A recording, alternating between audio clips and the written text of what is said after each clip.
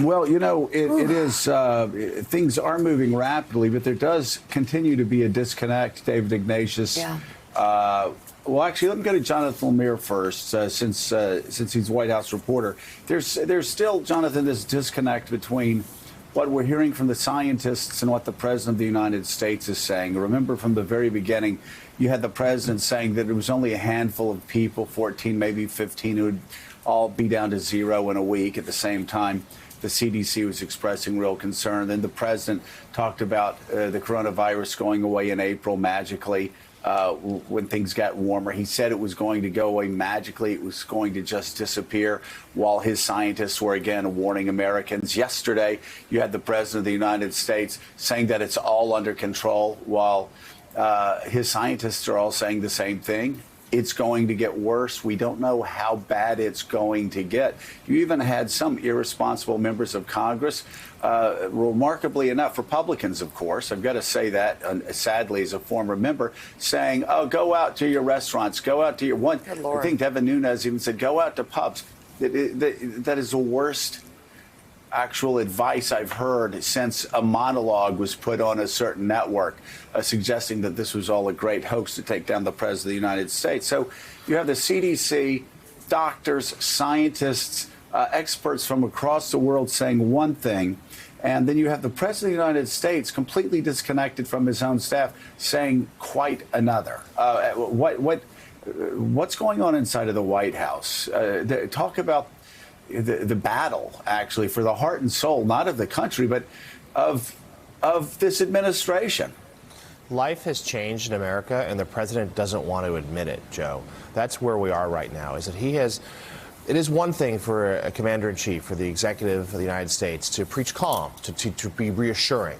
That's okay. That's part of the job. But it's very different right now for the president, who seems to have, at least publicly, his head in the sand as to what is really happening. On Friday, after declaring the national emergency, which was a step that was needed, he was urged to do by members of both parties, including some of his closest advisors, he reluctantly got there because he was afraid that it would send a bad signal to the markets, acknowledging just the severity of this crisis. But when he did it, the markets responded well on Friday. They did. And he then proceeded to take a victory lap on Twitter about it. We saw him over the weekend appear into the White House briefing room twice, once Saturday, once Sunday. On Saturday, wearing another campaign hat, suggesting that this is all going to be over soon, that Americans, again, stay calm. That's the right thing to say. But to not acknowledge the severity of the crisis is very different. Within the White House, we've had a couple of different factions here. There is a growing sense among top advisors, including Vice President Pence, Dr. Fauci, and others, to be more candid about where things are going, to acknowledge the American people that things are going to get worse before it gets better. Others, including Jared Kushner, Stephen Miller, are focused more on trying to be more prop up the markets, to sort of downplay the severity of this incident, of the spread of this virus, even though we are seeing, of course, cases tick up day after day. The president and the vice president urged Americans not to make runs on grocery stores, saying just buy for the week ahead. Right. And we saw, of course, last night, the CDC, against the backdrop of the Democratic debate, suggest that, Americans should, for the next 8 weeks, should avoid gatherings of 50 or more. And that is going to be a thing that changes American life. It will change American life, but there's not a scientist, there's not a doctor. I mean, I'm reading conservatives who have apologized for Donald Trump for 3.5 years when there was nothing left to defend, who are actually saying this is serious. Yeah. Listen to the scientists. I'm seeing it on blog posts from pro-Trump people. I'm seeing it everywhere, and yet the President of the United States, David Ignatius, is still saying we've got this completely under control. It's going to be okay. Things are going to disappear. And David, here's the impact of it, okay? You can have Dr. Fauci and every other great scientist going out telling people the truth, but I'm still getting emails from friends of mine who support Donald Trump, who are saying, the president says this is overblown. I can still go about my daily life. You see pictures from Disney World last night, just shocking pictures from Disney World with thousands and thousands of people crammed together, packed like sardines on Main Street in Disney World. And you sit there thinking, how many people there had the coronavirus and don't know about it? How many were they spread to? And how many seniors are now going to die in the state of Florida and across the nation because people like that would go last night say, well, the president says it's not much of a big deal. So that's fine. So the president goes out and says it's not a big deal. Then he gets all of his scientists telling us how serious this is going to be.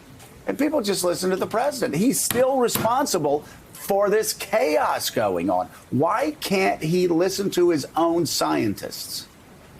You know, Joe, that's part of the mystery of Donald Trump. He lacks the self-confidence, the self-knowledge, the wisdom, perhaps, to listen to those who really are experts. I find it a little chilling just to watch all of those experts, the key people we're depending on, crammed up on a podium behind the president because he wants that show, and they're all not much social distance there. I wish they'd give each other a little more space. I don't want anybody too near Dr. Fauci.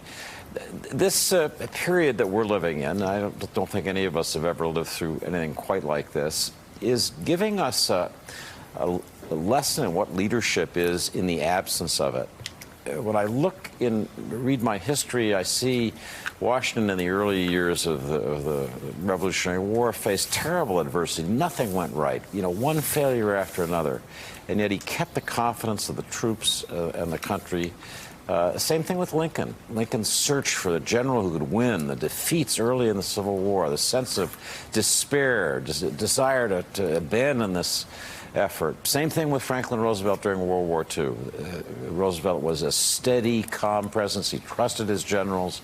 He trusted his scientists. He conveyed that sense that he was the nation's father, if you will, and he was going to help everybody get to where they needed it. I hate to be partisan, but to quote something Joe Biden said last night in the debate, this is bigger than any of us. That's the one thing that doesn't come through when Donald Trump speaks, is that sense of humility, which really is at the core of real leadership always. Well, it is. And Ed Luce, you look at the disaster that the testing rollout was. And again, I've got to say, Joe Biden easily had his best debate last night talking about testing, how he would handle testing. But the president's been disastrous on testing. We're going to talk about the airports yesterday in a second, but no pre-planning for that either. That was disastrous across the United States. Again, confining thousands of people in tight areas, which obviously will spread the pandemic as well. But there you have, again, the president at the center of all of this, still not seeming to take any of this seriously. Say, again, having his people make the right moves now, but the president's own words still giving deniers a reason to say what Devin Nunes said yesterday. Go out to your pubs. Stop being a baby. Go out and hang out wherever you go. And what the president doesn't understand, Ed, is that spooks the markets. This isn't about me, right? They think this is about the media, like Trumpists. This isn't about me. When the president speaks that way, I know the president. I know his failings. I know what he's incapable of. It's the markets, Ed, that when they hear the president of the United States speak that way, saying we have it all under control when he has no idea what the next 3 months are going to look like, the markets crash. And it's exactly what they did overnight. So the president was clearly delighted by the Fed's move yesterday to slash interest rates to zero, have $700 billion of quantitative easing, use that bazooka. But what he said shortly after the Fed did that, which was we have tremendous power and control over this virus, negated what the Fed did, because it indicated that the leadership was not aware of the scale and duration of this problem, something that the Fed, by its actions, had just signaled it did grasp. So again, very strong mixed signals there that are being reflected by the market reaction this morning in Europe and Asia, all down. Dow futures all sharply down. I think, the sort of thing I always relate to, and I'm sure we all do in our own way, is that that United Airlines pilot, who says, oh, just a slight delay, 10 minutes, we should be off and taxiing. Yeah. And then half an hour later saying, well, actually, it's a maintenance problem. It's going to be a couple of hours. And then 4 hours later saying, sorry, the flight's cancelled. If you give bad news early, people trust you. And Right. Donald Trump keeps talking happy talk, happy clappy talk, Yeah. and he keeps getting contradicted by the people working for him.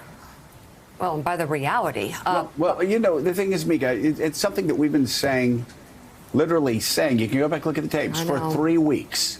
Give Longer. them the worst news. Prepare everybody. Prepare the markets. Tell them how bad it's going to be. Get in front of it. Get in front of it. Then the markets will prepare for that, and they'll move on that. And then if you do a good job, you beat expectations, and you're rewarded for it down the road. But Ed, just like you said, he continues to talk happy talk, and there's a string of quotes that are going to follow him for the rest of his political life, saying that there's only 14 people will be down to zero pretty soon. This is going to disappear magically in April. Everyone who when wants it a warms test up, everything's gets a fine. test. Anybody that wants a test gets a test, and it goes on. No tests here. And he once again this weekend talked about demoting the Fed chairman. The Fed chairman decides to reduce interest rates down to zero. I had complained last week that they were reduced half a point. The markets crashed because they saw that as panic. That he needed to leave. The Fed needed to leave something in their arsenal for when things really got bad. Because things, as Dr. Fauci said, are still going to get worse. We have nothing left in our arsenal when you do what the Fed did yesterday and reduce rates to zero. There's not much left in the arsenal for when things really get bad 3-4 weeks from now. That is true, but if you sort of keep with the analogy of keeping your powder dry, look, when your front lines are being overrun, you don't want to keep your powder dry. You want to use your powder. So I think what Jay Powell signaled yesterday was the Fed will do whatever it takes, and there are many other things it can do beyond sort of going into negative interest rates. It can guarantee lending to small businesses, keeping credit flowing through the economy. But what Jay Powell emphasized very strongly yesterday is that this is a matter for fiscal policy. This has got to be Congress. It's got to be strong public support for businesses that are failing, for payrolls that can't be met, for healthcare workers to have childcare so that they can continue to do their healthcare work. This is a fiscal question now.